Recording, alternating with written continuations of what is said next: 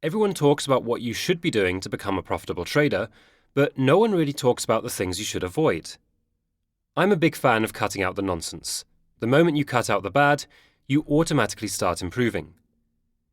If you can somehow manage not to make any of these 7 mistakes I'm about to share with you, you will instantly become a better trader. For those new to the channel, don't forget to check out our library of trading videos, all derived from over 30 years of experience. We also have a fantastic group where I share all my trades, past and future. We also have a bespoke breakout scanner, which is an area I specialize in, finding quality stocks, breaking out with strong momentum, whilst offering low-risk entry points. That being said, let's dive in. The first mistake most traders make is calculating profits before the trade moves. Stop looking at trades based on what you will potentially make. How many of you have looked at a trade and immediately pulled out your calculator? If this goes up, I'll make $10,000. You start fantasizing about profits before the trade has even moved in your favor. This is really bad because the moment you start looking at the positives, you get a bias. You only see the good parts. You won't even believe you can lose money on this trade. In return, traders start avoiding their stop loss. This happens all the time with new traders. They'll look at a trade and say, I'm probably going to make $5,000, cut their risk out, and just hope it will go higher. That destroys their whole game plan every time. Mistake 2. Strategy hopping. So many traders find a strategy that works for a week or two, and the moment it stops working, they immediately look for the next one. If you have a strategy that stops working, your first job should be understanding why. Did the market shift? Are you executing poorly? But most traders just go, I'm not making money with this, so let me find something new. What happens is you hop from strategy A to B to C to D, and you never allow yourself to fully develop a real edge. You never build that conviction and confidence you need to be successful. Mistake 3. Trying to catch exact tops and bottoms. Many traders get burned because they try to catch the exact bottom or the exact top of a trade. Our job is to take as much as we can from a move, but we don't have to take the whole move. As long as we can get a piece of it with calculated risk and an edge behind it, that's what we should take home. There are so many traders who will walk away making 1 or 2,000, and if they held for another week, they could have doubled their profits. When they look back, yes, they get frustrated. But they have to remind themselves that wasn't part of their game plan. They didn't have any edge over that extended move.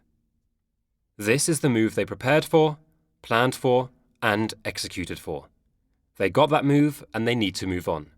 Don't say, I wish I got in earlier or I wish I had held longer. Our job is to capitalize on a piece of that move and do it consistently over time. Mistake 4. Taking YOLO or you only live once trades and home run swings. How many of you have tried to hit big home runs or taken YOLO trades trying to make a lot of money? The moment you try to hit home run trades, you're immediately putting on more risk. If you want to make $10,000, you're going to be putting on size. If you're not at that level where you can handle that risk, you're setting yourself up for disaster. Many traders alter their size because they're confident about a trade. They go from risking $200 to risking $2,000 because they think this trade will work. The moment they start thinking they're going to be right, their risk management goes out the window, their edge goes out the window, and their game plan goes out the window. Mistake number 5. Setting profit goals instead of process goals. This is something every trader does, especially new traders. They set profit goals like, I need to make 100,000 this year. I need to make 20,000 this month. Having profit goals in trading is dangerous because the market doesn't always present opportunities. The market gives you opportunities some days and weeks, and other times it won't. Imagine a trader sets a goal to make 10,000 this month, but the market is dead flat. Mentally, they get wired to force trades and put on size to hit their goal. This leads to overtrading, oversizing, and bad setups. Instead, have process goals. I want to refine my edge.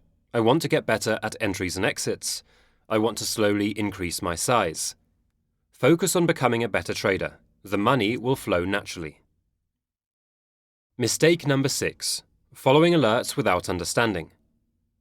I don't have a problem with alert services, but the problem is when new traders copy alerts without understanding the move, the risk, or learning anything from it. Number 1, most alert services don't work. There are very few people whose alerts are actually good. For most people, it's not good. Second, when traders do get into a good alert service, they're not able to learn from it unless they ask, why did this person buy here, or how can I replicate this? If you're in any services, that's fine. But look to learn the process.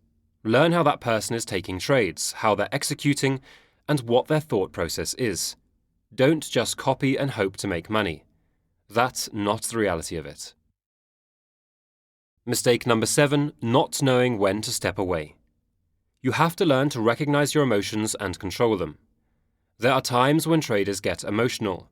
Maybe they took a losing trade and want to take a revenge trade. Every time traders start feeling emotional, they have to train themselves to recognize those emotions and figure out what to do. A lot of traders don't know when to step away and end up digging a hole or blowing up their account.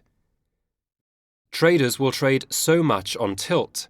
Take a trade, take a loss, take another one, another loss, just continue entering and exiting. They don't even know what they're doing. By the time their account blows up, they're sitting there saying, what the hell did I just do? It takes that moment of realization when they're like, I just blew my entire account because I had no self-control. Those are the things you should cut off from your trading. When things don't work, instead of overcomplicating and adding things, start taking things away. When traders enter a slump, they should ask, what do I need to stop doing? When they make this list and follow it every time, their trading improves just by taking stuff away. Which one of these mistakes do you struggle with the most? Let me know in the comments. I read every single one. Thanks for watching.